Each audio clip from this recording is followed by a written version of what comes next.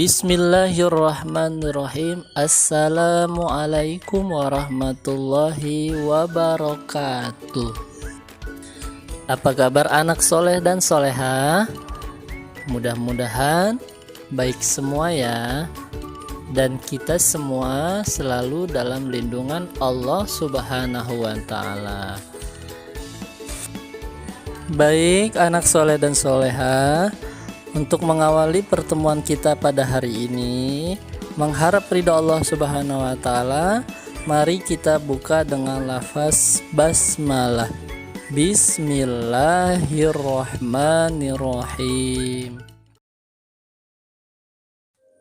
Baik anak soleh dan soleha, bertemu lagi kita pada hari ini dengan mata pelajaran pendidikan agama Islam.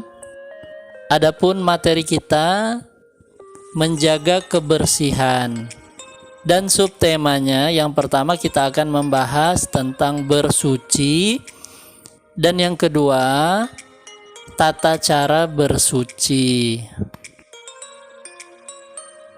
Nah, materi kita yang pertama kita akan membahas bersuci.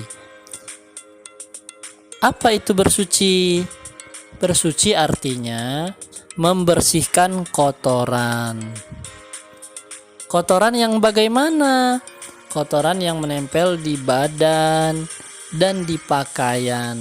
Kotoran-kotoran itu harus dibersihkan. Itu namanya bersuci. Bersuci juga disebut toharoh. Allah Subhanahu wa Ta'ala Maha Suci dan Maha Bersih. Kita seharusnya bersih dan suci ketika menghadap Allah Subhanahu wa Ta'ala. Islam sangat memperhatikan kebersihan. Islam juga sangat memperhatikan kesucian. Bersuci itu sangat penting. Bersuci tidak hanya dilakukan ketika sholat saja.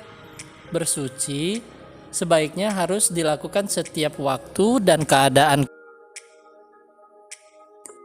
Islam mengajarkan kepada umatnya agar menjaga kebersihan. Kebersihan adalah bagian dari iman. Ketika hendak sholat, kita harus bersih dan suci. Kita harus suci dari hadas dan najis. Macam-macam bersuci.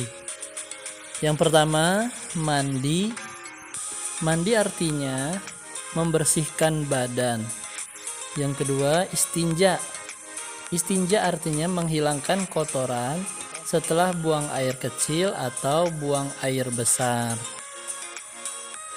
Ada beberapa benda yang dapat dipakai untuk bersuci. Misalnya air, batu, tisu, dan batang kayu yang bersih. Air adalah alat yang paling utama untuk bersuci. Batu, tisu, dan batang kayu adalah pengganti air jika susah mendapatkannya. Itulah macam-macam alat untuk bersuci. Yang kedua, tata cara bersuci. Tata cara bersuci atau toharoh dibedakan menjadi beberapa jenis sesuai dengan kadar hadas dan najisnya. Adapun cara toharoh untuk membersihkan hadas kecil dan hadas besar menurut syariat agama Islam adalah sebagai berikut. Yang pertama, wudu. Wudu adalah menghilangkan hadas kecil dengan air.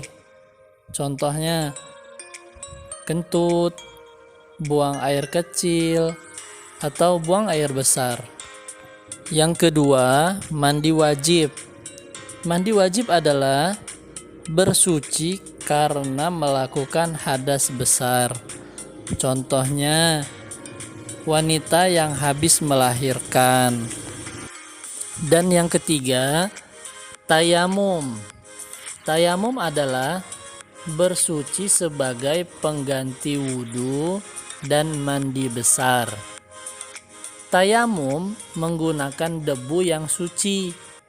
Kita dibolehkan tayamum apabila tidak ada air di dalam perjalanan atau sakit, kita diperbolehkan untuk bertayamum.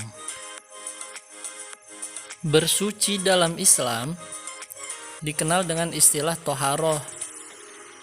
Ini adalah suatu kegiatan bersuci dari hadas dan najis yang menyebabkan seseorang diperbolehkan untuk mengerjakan ibadah apabila ia telah bersuci. Allah Subhanahu wa Ta'ala memerintahkan hambanya untuk senantiasa menyucikan diri. Perintah ini tertuang dalam Quran Surat Al-Maidah ayat 6 yang artinya, wahai orang-orang beriman, apabila kalian hendak mengerjakan sholat, maka basuhlah oleh kalian muka dan tangan kalian sampai dengan siku, dan sapulah kepala kalian, dan basuhlah kaki kalian sampai dengan kedua kaki. Nah, dapat kita simpulkan bahwa yang dimaksud dengan wudhu dalam syariat Islam adalah menggunakan air dengan cara tertentu pada bagian anggota tubuh tertentu yang telah ditentukan oleh syariat. Rasulullah SAW bersabda yang artinya, tidak diterima sholat salah seorang di antara kalian yang berhadas kecuali ia telah berwudu. Hadis riwayat Bukhari Muslim. Cukup sekian dulu pertemuan kita pada hari ini. Mudah-mudahan kita selalu dalam lindungan Allah Subhanahu wa Ta'ala. Abi akhir, wassalamualaikum warahmatullahi wabarakatuh.